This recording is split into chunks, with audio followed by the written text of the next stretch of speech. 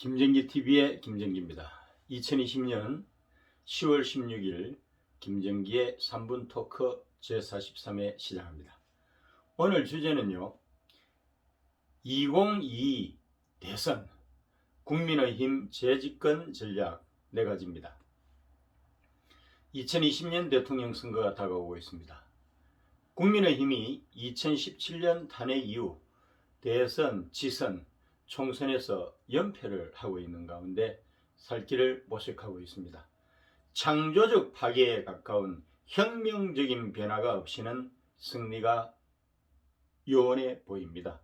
2020년 국민의힘 재집권 전략 4가지입니다. 첫 번째입니다. 국민의힘은 정당 이념으로 보수 중도임을 대외 천명하라. 국민의힘이 기존의 보수와 진보, 좌우로 구분되던 진영 논리에서 탈피해가지고 중도를 포함하는 보수 중도로 확장하는 것입니다. 최근에 국민의힘 정강에 국민통합과 미래의 변화를 앞장서서 이끄는 혁신과 개혁을 포함을 시켰고요. 핵심 정책 기조에다가 기회와 공정, 미래 변화 선도, 노동의 존중, 경제적 자립, 약자와의 동행, 평화통일을 지향하는 외교 안보 등을 반영을 했습니다. 국민의힘이 보수 중도 정당으로 재탄생했음을 만방에 고한 것이죠.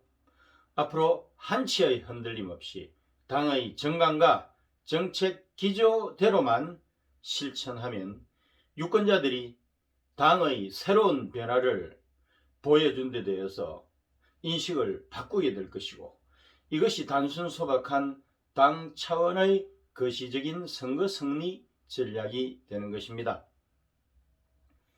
두 번째입니다. 국민의힘은 비전을 제시하는 인물을 발굴하라. 모름지기 대통령이 되려는 사람은 국민에게 비전을 제시할 수 있어야 합니다. 여기서 비전은 몽상가, 비저너리, 몽상가로서 뜬구름 잡는 이야기가 아니라 실사구시에 입각한 시대정신을 대표하는 것이어야 하겠죠. 2020년 대선 전국에서 시대정신은 무엇일까요? 당연히 경제입니다. 경제 문제를 해결하기 위해서 단순히 경제학자, 경제관료, 대기업 CEO 등 경제 전문가를 호출하는 것이 아닙니다. 폭탄 맞은 경제를 살릴 능력자, 즉 경제를 운용한 경험이 있는 사실상의 경제 CEO로서 서울시장이나 경기도지사와 같은 광역단체장을 부르는 것입니다. 바보야, 문제는 경제야, stupid, it's the economy 라고 하면서 1996년 미국 대선에서 재선에 승리한 클린턴도 변호사로 시작해서 아칸소 주지사를 지낸 광역단체장 출신입니다. 아마도 코로나의 안개가 그치면서 맞닥뜨리게 되는 최악의 경제적 현실을 극복할 수 있는 메시아를 기대하지 않을까요? 코로나 발생 이후 이미 세계 많은 나라들이 전 세계 GDP의 약 10%에 해당하는 8조 달러 이상을 긴급 자금으로 투입을 한 상태고, 따라서 절대 다수의 국가들이 IMF의 식민 통치를 받으면서 강도 높은 기업 구조 조정에 들어가는 사랑이 도래한다면 한국인을 포함한 세계인이 느끼는 고통은 생각만 해도 끔찍할 텐데요. 대선 후보는 시대 정신으로서 경제 역량에 대해서 문재인이 좌우로 두동강낸 국민을 통합할 수 있어야 하고, 한반도의 지정학이라고 하는 태생적 한계 속에서도 미국과 중국을 넉넉하게 다룰 수 있는 국제정치 안목이 있어야 하고, 북핵에 대응하여 한반도의 평화를 정착시키며 궁극적으로는 통일을 가져올 수 있는 역량을 갖추어야 합니다. 한국의 힘은 총력을 다하여 시대 정신에 걸맞는 잠재적인 지도자들을 절실하게 구해야 합니다. 세 번째입니다. 국민의힘은 구도를 유리하게 만들라. 2022년 대선에서 호남 출신 이낙연이 민주당 후보가 되는 것을 전제로 하겠습니다. 어쨌든 지금 현재까지는 1위니까 지역 구도적인 측면에서만 보면은 국민의힘 후보가 충분히 성산이 있다고 봅니다. 현재까지 호남 출신 민주당 후보가 대통령에 당선된 적이 없었기 때문입니다. 유권자 수로 봐도 광주, 전남, 전북 인구를 합치더라도 TK와 부울경의 절반에도 미치지 못하고 호남 지역을 포함하여 수도권, 충청권, 영남권 등 전국 주요 도시에 거주하는 사람들을, 호남 사람들을 모두 합치더라도 전체 유권자의 약 30%에 불과한 것이니까 단독으로는 이길 수가 없는 태생적인 한계가 있는 것입니다. 2007년 대선의 경우 호남 출신 정동영이 민주당 후보로 출마했지만 결과는 참담했죠. 26.14%를 득표하는 데 그쳤고요. 충청권 무소속 후보 이해창이 득표한 15.04%를 합치더라도 41.18%로 이명박이 득표한 48.67%에는 훨씬 못 미쳤습니다. 또한 세대 구도적인 측면도 있습니다. 20대는 유권자 비중 15.5%입니다. 자유를 중시하고 독립적 사고를 합니다. 이념적으로 보수 친화성이 강화됐다는 지표는 나오고 있지만 한국의 힘 지향하고는 다소 차이가 있어요. 공약과 정책을 보고 합리적 선택을 합니다. 그럼에도 불구하고 인물과 이슈를 보고 판단한다는 조사 결과도 있습니다. 어쨌든 한 가지 변하지 않는 사실은 20대는 자신들을 위해 주는 정당과 후보를 선택한다는 것입니다. 따라서 청년 친화적인 공약과 정책을 내세우게 되면 된다는 거지요. 예를 들면 대학생을 공략하기 위해서 반값 등록금을 적용한다든지 청년 구직 및 창업 지원 등으로 이 20대들을 우호적인 집단으로 만드는 것이 선거 필성 전략이 될 수가 있다는 겁니다. 30대와 40대는 유권자 비중이 각각 15.9%와 19%입니다. 공정의 가치를 중시하고 불평등 구조에 분노합니다. 이념적으로 진보적 성향으로 보수가 끼어들 공간이 없을 정도로 철옹성입니다. 그도 그런 것이 성장 과정에서 정교조의 세뇌 교육을 받아서 절대적인 영향을 받았기 때문입니다. 그래서 전략적 타겟으로 삼기에는 실익이 없습니다. 그렇다고 해서 34.9%의 유권자들을 포기하자는 것은 아닙니다.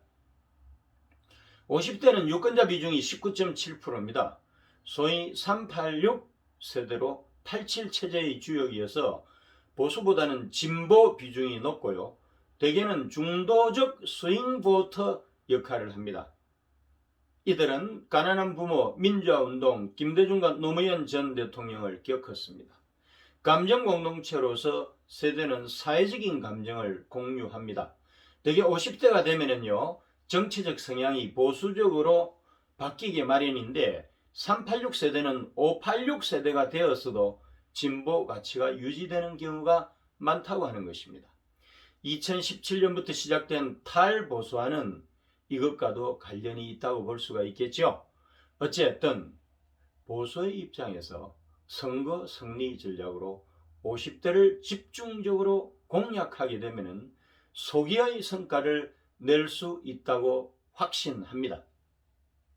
50대는 고정된 성향을 가졌다기보다는 당파성이 약한 세대이기 때문입니다. 50대만을 위한 맞춤형 정책 개발과 공약의 실천, 예를 들면 조기 퇴직한 50대를 위한 재창업 생태계를 만들어준다든지 등등등을 통해서 신뢰를 획득하게 되면 중간지대에 있는 이들의 표를 가져올 수 있다는 것입니다. 현재 유권자 비중 19.7%인 50대의 범진보와 범보수 비율이 4대 6인 것을 6대 4로 역전시키기만 하면 2020년 대선 승리의 결정타가 될 수도 있다는 것입니다. 60대와 70대는 각각 유권자 비중 14.6%와 12.7%로 전통적 보수층을 보수하고 있습니다. 하지만 이들 27.3%도 안심할 수 없는 것이 문재인과 민주당의 퍼주기 복지에 쉽게 영향을 받을 수도 있기 때문입니다. 한국인들 사이에 고무신 한 켤레라도 받게 되면 표를 주는 문화가 정착이 된 지 참 오래죠. 네 번째입니다. 이슈를 선점하고 리드를 하라. 역대 선거에서 이슈는 주로 안보와 경제 문제였는데요. 최근에는 사회복지가 더해졌습니다. 권력형 비리가 터지기도 합니다. 선거에 임박하여 태풍의 눈이 될 수 있는 이슈를 찾아가지고 맹폭을 해야 한다는 것입니다. 야당이기 때문에 정권 심판론의 차원에서 접근할 수 있는 것이 참으로 많습니다. 대통령 측근 비리, 민주당 의원들의 일탈, 부동산 정책 실패, 입시나 취업에서의 불공정, 기본소득제 등으로부터 시작을 해서 북핵 문제, 남북 경협, 미중 전쟁 속에서의 한국의 생존 비책에 이르기까지 이루 말할 수 없습니다. 이슈를 잡아서 어떻게 포장을 하느냐 하는 것도 중요하고요. 필요하면은 팽팽한 전선을 형성하기도 해야 한다는 것입니다. 결론입니다. 2020년 대선이 결코 녹록지 않습니다. 하지만 코로나 장막이 거치고 최악의 경제 상황이 도래한다면 정권 심판론에 의해서 정권 교체에 대한 욕구가 폭발하게 될 것입니다. 시대 정신인 경제에 부합하는 인물 발굴을 전제로 해서 선거 승패를 결정하는 또 다른 요소인 구도와 이슈에 대한 전략 수립만 잘 하더라도 충분히 승산이 있다고 봅니다. 단 조건은 민주당 후보로 호남인이 결정된다는 것을 전제로 합니다. 오늘도 함께 해주신 애청자 여러분 감사합니다.